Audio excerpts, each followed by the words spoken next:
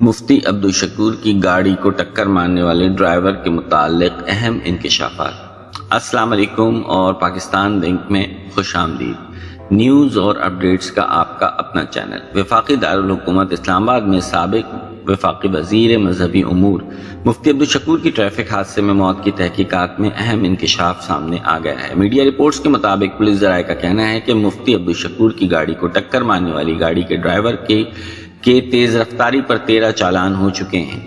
گاڑی کا نمبر نادہندگان کی فہرست میں شامل ہے۔ ہائیلیکس ریوو گاڑی کا 2600 روپے جرمانہ اس وقت بھی بقایا ہے، جس کی وجہ سے اگلے مرحلے میں گاڑی کو تھانے میں بند کرنا تھا۔ گاڑی سے متعلق تفصیلات تفتیشی افسران کو بھیج دی گئی ہیں، جنہیں تفتیشی افسران اس پہلو کو مزید تحقیقات میں مد نظر رکھیں گے۔ قبل ازیں وفاقی وزیر برائے مذہبی امور مفتی عبدالشکور کی گاڑی کے حادثے میں موت سے متعلق پولیس کی ابتدائی تحقیقاتی رپورٹ تیار ہو چکی ہے۔ جیو نیوز نے ذرائع کا حوالہ دیتے ہوئے رپورٹ کیا ہے کہ مفتی عبدالشکور کی گاڑی سے ٹکرانے والی ویگو گاڑی پولٹری بزنس سے وابستہ شخصیت کے اسکواڈ کا حصہ تھی۔ حادثے کے وقت گاڑی کی رفتار 110 کلومیٹر تھی، جبکہ مفتی عبدالشکور کی گاڑی کی رفتار 30 کلومیٹر تھی۔ موٹر وہیکل ایگزامنر رپورٹ میں کہا گیا ہے کہ شاہراہ دستور پر جائے حادثہ کے مقام پر اس وقت ٹریفک سگنلز فری تھے۔ شاہراہ دستور پر جائے حادثہ کے مقام پر گاڑی کی حد رفتار 60 کلومیٹر فی گھنٹہ مقرر ہے۔ ٹکر مارنے والی گاڑی میں کوئی ٹیکنیکی مسئلہ نہیں تھا۔ حادثے کے باعث مفتی عبدالشکور کی گاڑی کا ٹائر اور ایکسل الگ ہو گیا تھا۔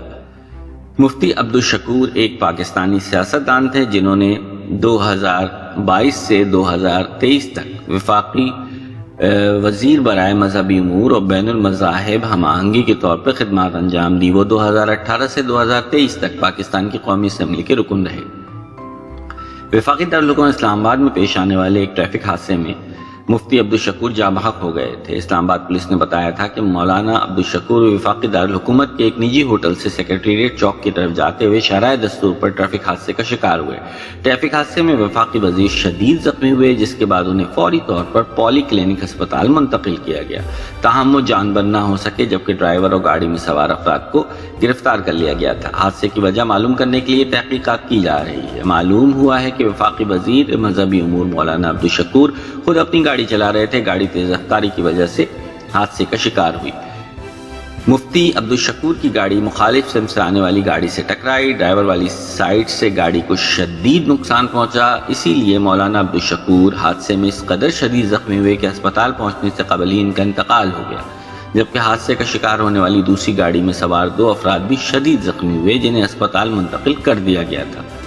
اسی طرح کی اپڈیٹ حاصل کرنے کے لیے پاکستان لنک کو لائک اور سبسکرائب کر لیجئے۔ شکریہ۔